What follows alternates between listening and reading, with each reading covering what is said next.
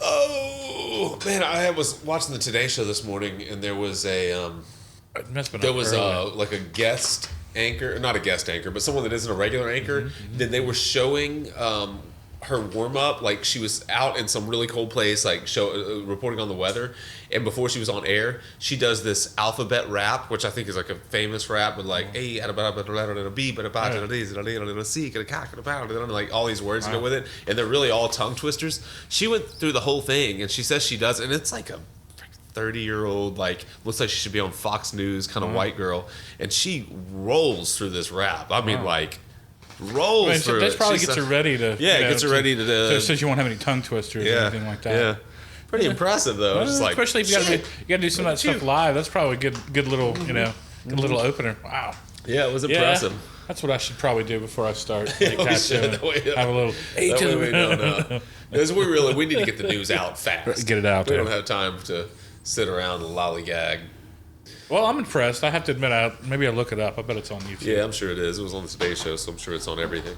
They're usually the last ones. Why were they showing it anyway? Just because she's new? I think she was. She was just an anchor that they've used, and they I guess they had the footage, and they were like, check this out. This is awesome. Yeah, that's what that show's turned into. It used to be a lot more new. I used to watch that show. It's hard to fill 4 hours of it though. Yeah, Now they have. Man, have you seen the Kathy Lee and Hoda show? No, I have, but I haven't watched that at all. But even the regular Today Show now, it used to be like when I started watching it, it was Bryant Gumbel and Katie Couric, and it was good. It was mostly news, and now it's like they have the Orange Room where hashtag what's trending. You can come hang out. It's like instead of the Green Room. Yeah, it's like the Green Room, but it's all on Orange because it's today. They've had that little color wheel or whatever for a long time. But it's all on camera. It's like a second set. Yeah, and there's always a couple of young people there on laptops, like getting all the latest news. Yeah. But they don't talk. They just sit there and get the news. They're blogging.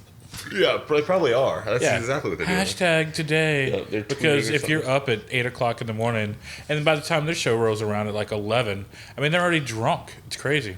Oh, yeah. Absolutely. They're drinking wine early. But there you go. I mean, how do you keep up with 4 hours of news in the morning? There's got to be. I'm sure there's are we going on that other one now? Yeah. Okay. All right. I'm sure there's a ton of housewives that relate to them. Like, that's why they started doing that. You think they need a little white wine at 9:30? Surely.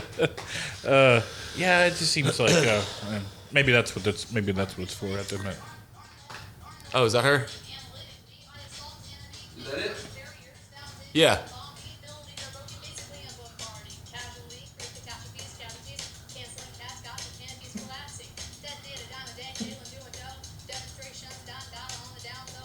This makes for great video. Yeah. Yeah. Are you getting this? Yeah. She's pretty good, man. She's like rolling through that stuff. That's on the Daily Mail, by the way. Oh, was it? On the Today Show, it didn't have the music behind it. It was just her doing it freestyle. Oh, it needed that though. Yeah, I think that really helped. Give That her was a a little better bit version. of a beat. Well, it's more impressive that she can do it without. Oh, first of all, bring that beat back. Wait. I don't know an intro to that beat. You don't. I just know "Welcome to the Fireside." Oh yeah, it's Welcome awesome. to the fireside. We haven't done that in a while. Party people gonna. It's a horrible song. Yeah. We need a new one. We've been doing that. 2015. We need a new one. Well, we started doing that before we had an actual intro, so that's where that came from. Education. Education. Yeah, it's good. What was it? Romantic Notions. Oh my God. Which was easily the best addition to that song. Hey, welcome to the back. Fireside. Yeah, it was Romantic Notions. Welcome to Fireside Tats, everybody. Yeah. This is our second annual New Year's edition. I can't even It's believe New it. Year's Eve, 2014. Just hours away from 2015. How could it have possibly been a year since we did this? It seems like it just goes by a lot faster. Yeah. And Do you maybe remember because last year when Max was in it and he walked off doing his Ronnie James Dio walk it with probably the, was the most epic thing. I think he easily had was. a cape on too. Yeah. He had a cape on. Yeah, he was. He would do it again. He's got- He doesn't do. He's beyond Ronnie James Dio now. That's all right. Unfortunately, Like I said yesterday or the other day, I saw him. He was Supermax for half a second. Yeah, he's super. And then by the end of the night, he was going to bed and he was in Batman stuff. I was like, wow, that's he amazing. has a lot of superhero stuff. Well, now so does every 4-year-old boy. Yeah, it needs to be. Got his Iron Man mask. He's got and 41-year-old boy. Spider-Man underoos. What? So we what? For a change, this is our second podcast in 1 week. Actually, in 3 days. We podcasted a couple of days ago. So it's nice. We still feel like we're in the groove. Is this really episode 46? 46. Or we're just going to say it's New Year's episode? I don't know. It is the 46th episode, but it may just be a New Year's episode. We've recorded a couple that are scheduled to come out at different times. So, in reality, we're probably beyond 50 at this point, but we just haven't named them all that. Because we're not doing a 50th episode if you're not in it. No, I'll be there. Yeah. So, and we've done an episode or two that you weren't in. So I don't consider those. You don't care about those. Those aren't actual episodes. No. We should rename those Inside Fireside. That's like behind the scenes. Behind the fire late scene. Night Fireside. Oh. Something like that. That's good. We should. It should just be a pod. Yeah, that's true. It's a brighter. It is crazy. It's hard to believe it's been that long. So we just wanted to come on to thank everybody for this year. Thanks for the questions. Thanks for great questions. That's always nice. And we grew a lot in this year. We grew. Our fan base grew considerably this year, which we're super happy about. I think we're a little more used to this gig and more used to each other. More used to each other, and so that's nice. There's a couple of things that we definitely could do better that we'll probably shoot for in 2015. I just don't know what they are, but they're probably not. I just said that. I haven't seen it. I haven't seen any comments. Well, people in the comment section people want to see us practice what we preach. They want to see us tattoo. They want to see tutorials. They want to see things like that. I think we need to do that kind of stuff. I think we've got that. Yeah, we've got to get on that, and we've slacked on that, but we won't. But that's one of our resolutions for this year. So I don't know. I don't know. We really didn't have a great idea for this show, so I was just kind of thinking maybe we would throw out a tip or two that you could incorporate, like a simple trick or something that you could incorporate to your artistic arsenal this year to maybe make some immediate changes. Something simple, like in theory simple, but something that you maybe would have to practice, like people that want to lose weight at the first of the year or stop smoking or whatever the thing is. Something that's simple enough of an idea, but you have to stick with it to make it work. Get that gym membership real early. Right, get your gym membership. Do a sit up at least. Did you have one? Are you going first? Oh, you go first. I don't have one yet. Well, we're doing this on the fly. Well, I've got one. I think before is maybe reinvest. That's what I think before I was going to talk about. It's reinvesting in your own work. If it's buying a new machine. If it's buying a new power unit, if it's buying a couple of really nice clip cords, if it's making sure that you have a dependable something to upgrade what you've got. And like I said, it really helps every couple of years, to buy you a new machine just to get you really back into it. Buy something fun. You really need. If you've got a liner or two liners, you've got a couple of shaders, and you just need something, you want to try something new, but reinvest in something. Get you some new coils. Get you something to upgrade your tech, as we say. Yeah. And then if it's even just maybe getting a new camera or getting a new something so you can take better photos of your work. So you're keeping a book. Convince you to actually take photos of your work. Reinvest in your portfolio. If you need to go buy a new one, go get you. If you're trying to do an online one, if you want to do it all on a tablet or something like that, go for it. Try to do something to kind of push it, just a little bit. Yeah, I think. That always helps. Mine was going to be. I have a couple of ideas for a couple of tips, but mine was going to be to buy a new ink, buy a new color, and incorporate it. Make yourself incorporate it into tattoos. It's the same idea as buying a new machine or something like that, but it'll force you to start using something maybe that you. We all get kind of caught up in what we use. I know every blue that I use to get from this this value to this value, and I kind of have this. I have this, or everyone does. Everyone that's done this for any period of time has their go-to colors and go-to blends and go-to, like you love browns and purples together. And but change your palette. Change your palette, and even if it's just adding a single, I think the simplest way. I wouldn't change your entire palette, but the simplest way is to introduce a brand new ink, a brand new color that you've never used. And try it. Now, another way to go about that might be to start to mix things that may not make sense together, just in your mind. Like, don't mix your reds and yellows. Obviously, mix your reds and yellows to make orange. But what happens when you dip that into a little baby blue? Does it gray out a little bit, or does that work as a nice undertone under the true yellow to red? What if you dipped it in a little bit of a cool color and tried to lay that on the underside, or try to work more your tertiary colors? Change your palette. That's still change your palette. It's still change your palette, but it's not like a pre-mixed color. Play with your values. Yeah. Punch something. Just try something you wouldn't normally do, and don't try it once. The key to that is to do it repetitively. Like, if it's a new ink that you buy, introduce it. Use it in every tattoo enough where everybody says, like, shit, you really like that new color, don't you? Right, exactly. And that's not bad. I mean, exhausting a palette for a minute or two so you can see how it really can kind of change and really maybe key up some of your other work that you normally do, and or maybe it blends out. Maybe it changes your, like I said, on more to the softer valued palettes and stuff. That's a good idea. Yeah.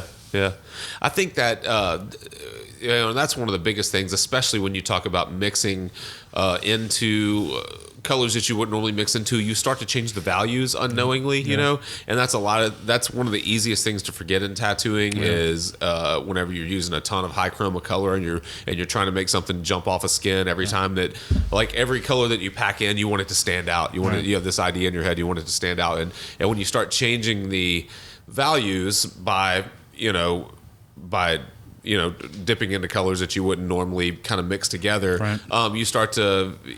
It'll help you to recognize, like, oh yeah, that actually could be a little. I want that to be bright, or it seems like I want that to be bright. But once I muted it and knocked it back, it really brought this other thing out, or and you start to think about value maybe a little bit more than you would. At least that's something that I've always struggled with in tattoos. Yeah.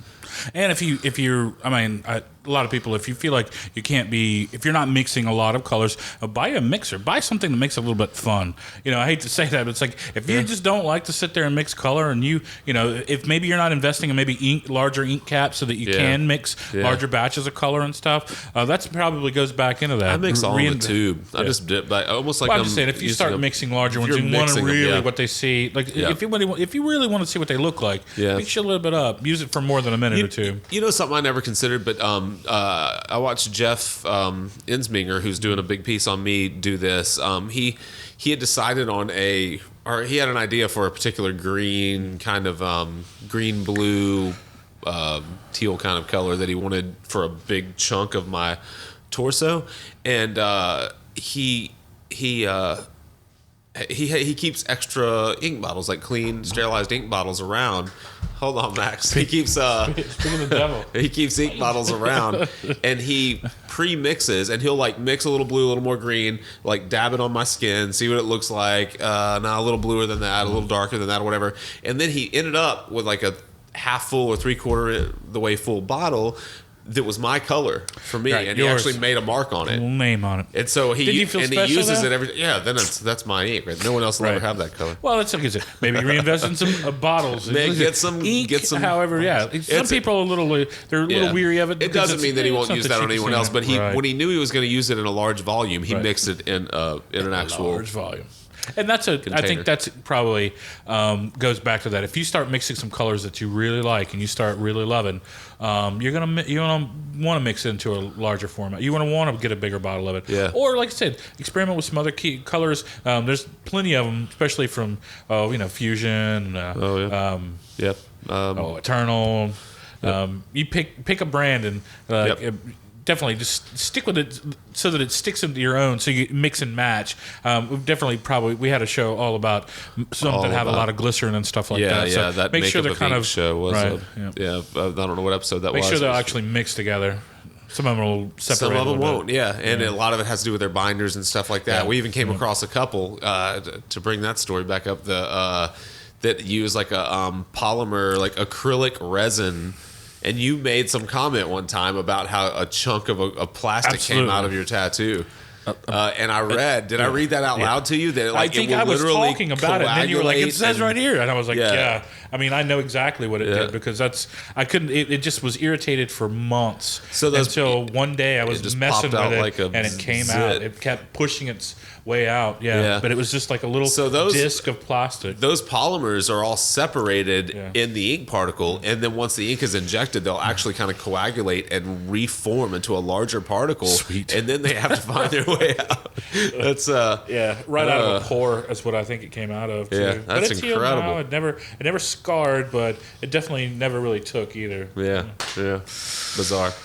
I don't know how we got on that. Don't get shitty inks. That's another. Yeah, that too. I don't know if that I don't know if that helps at all. But reinvest. That's a little bit. I think all that goes into reinvesting in your tattoo. It does. Reinvesting in your, and whether you're reinvesting or investing in equipment is fun and it's easy and it's something that you kind of want to do. But you know, if you don't have some kind of stick-to-itiveness or if you don't explore, it takes your own kind of. You have to be a go-getter to make anything stick anyways. And that's, if I were to make another suggestion, I would say, and it's something that I did a lot this year, or not just pick up a new medium, really explore another medium. I always thought I was a painter. I was a painter and I painted in college. I majored in painting in art school and stuff like that. But I didn't really explore it. I kind of always stayed safe. Tattooing was my medium and my paintings were a little too tattooey. And this year I've gone to workshops with really great figure painters, and not just the people that I've done the workshops gone to see at the workshops, but the 14 or 15 people that have been in the classes with me that all have very different styles and are at incredibly different levels, and you see what some people have figured out and what you haven't figured out, and then they see what you figured out that they haven't, and you feed off of each other, and then you start to push yourself in ways that you start to get outside of your comfort zone, and that's and you know, as tattooers we have to have a comfort zone because everything has to be good. And when you're painting, it doesn't all have to be good. And you're working those mediums too is really, I mean, it's jump leaps and bounds just from these art, these workshops and stuff. Wouldn't you think? Thanks. Absolutely. Yeah, it's made a huge difference to me. I mean, just instantly, it made me with painting. It I was always very careful, and I treated it like a tattoo. And I tried to draw first, and I tried to build slowly. And I know there are painters that do that, and they're really successful with it. But once I found that I actually needed to have paint on the canvas to move it around and make it do what I wanted it to do. So you're not just glazing anymore. I'm not just like building up these, and my drawing isn't as important on the front end. And that's one thing that I've never. Being a tattooer or like a more of an illustrative kind of artist my entire life, because I'm always drawing first. It was a learning curve for me to go to adopt the idea of like piling a bunch of paint on the canvas and then kind of moving it around and building it and changing it and scooting it and doing all these things that you can do with those mediums because they're so forgiving.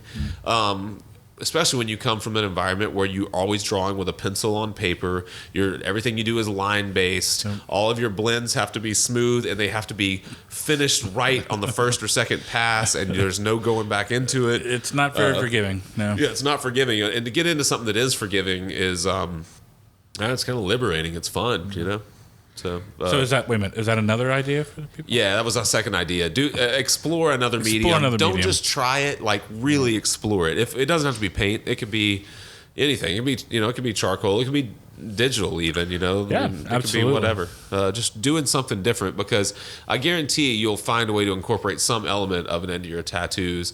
And it may not be even successful at first. I know that I've really started to approach my tattoo palette like I do my painting palette, where I'm mixing a bunch of things that I think that I don't know how they'll work together, and I just kind of look at it in the tube, and if it's not going in the direction that I want, then I rinse out and I start over and try to make subtle changes instead of keeping all my.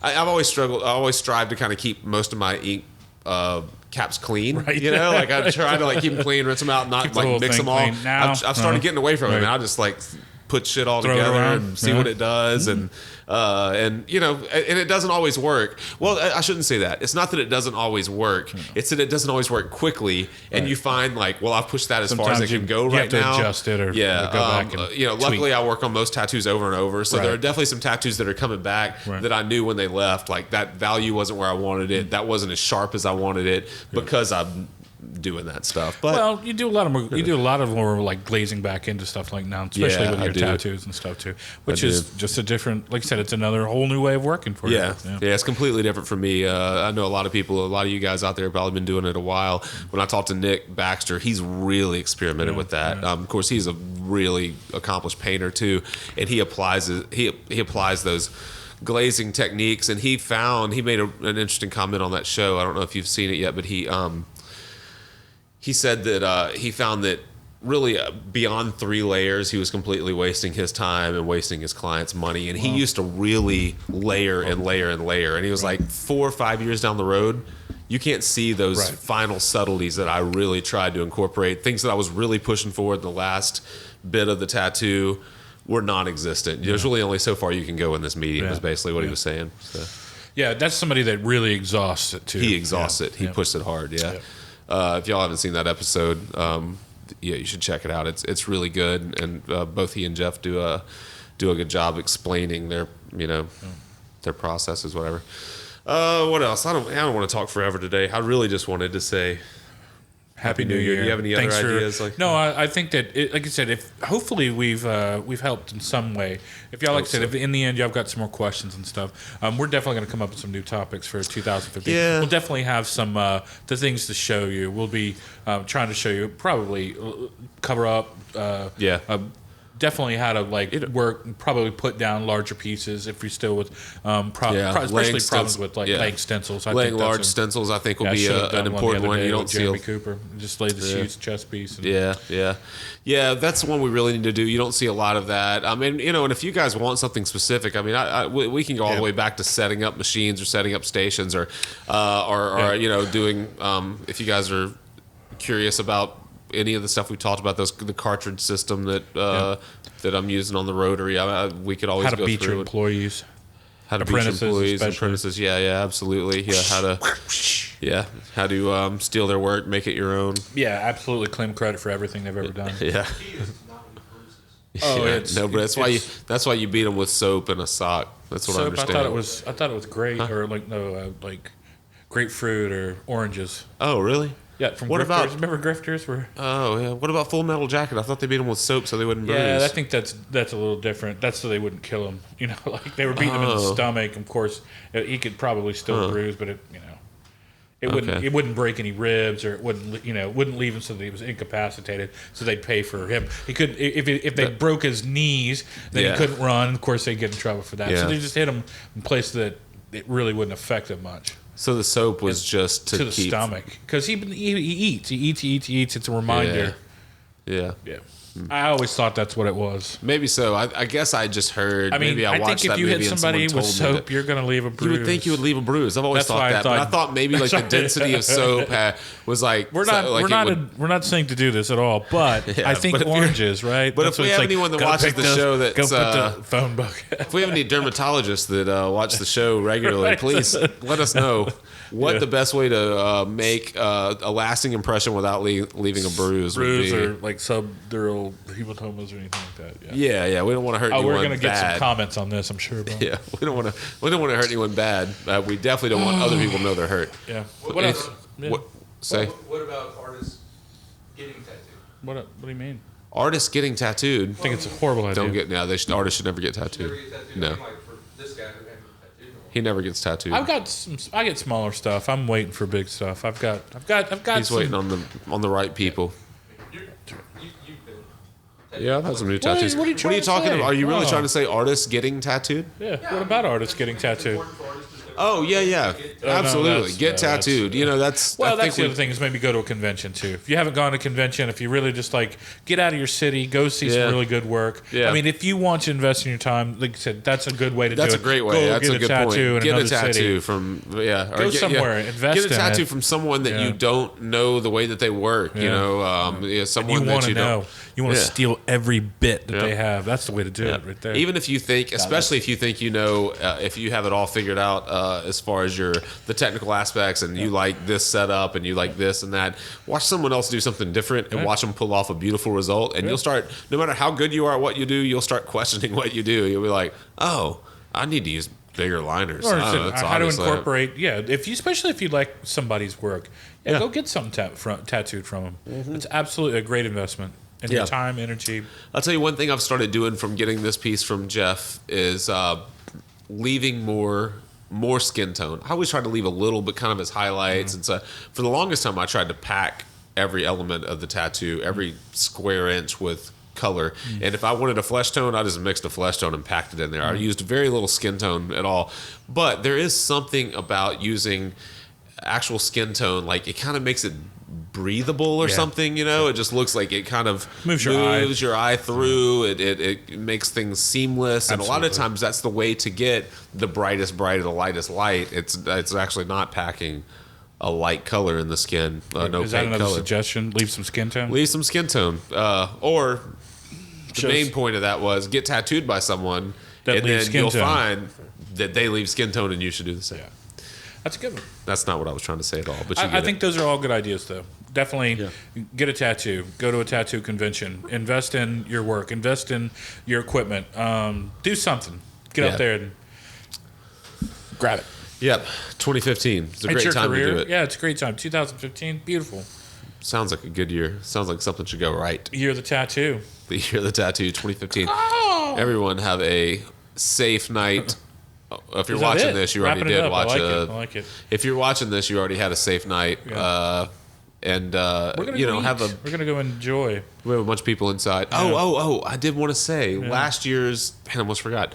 Last New Year's episode, we all gave resolutions. None of us really kept them that well, but I do want to credit my wife, Emily, loving wife, for keeping her resolution. She said, if you go back and watch last year's episode, she said she was going to make a new recipe.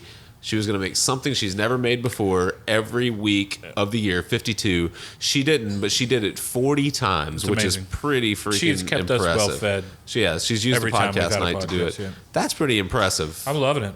Yeah, I'm so impressed, and it's been amazing. I know you've probably really enjoyed it too. I've really enjoyed it. Congratulations, I think she should write all of the recipes down though, and start her own little 2014 book, little recipe book or something. Start a little card. That's how. Yeah, absolutely. No, we're gonna sell it. We're gonna sell a PDF of it to pay for these microphones. I think it's a great idea. That's exactly. We need some new equipment. And if you could just make your checks payable to. Guitar for just Center, 93 cents a day. 93 cents a day. You could help a tattoo artist talk about tattoos. You could see our entire faces when we got rid of our pop filters and went to lab mics. Oh, all right. That does sound like a dream. It does. Little mic on your lapel. I think it's a great idea. And like a lazy boy. Oh, that's beautiful. What we need. Huh. We could just screen movies while we're doing the podcast too. Right in the middle, I'm talking. You're like, hold on. I love this part. I did see Snowpiercer. What did you think about Snowpiercer? I liked it, except for the end. I thought it was a little convoluted. It's like really weird. So did Chris Evans die? He lost his arm, so now he can lead his people, but then you don't see him. And then what about polar bears? Don't they eat people? As soon as I saw the polar bear, I was like, get back in the train. It probably killed everyone on board. It's like, it was really good, and then the end got weird. But I did love the movie. Yeah. Check out Snowpiercer if you haven't. It's good. It's great. Yeah. All right, everyone, a safe New Year. Happy New Year. A happy like and us on Facebook. Prosperous 2015. Give us all the tweets. Send us the Twitters. Tweet us on the Facebook. And we'll see you guys next time. Yeah. Thank FiresideTats.com. Happy New Year. Happy New Year, guys. Thank you.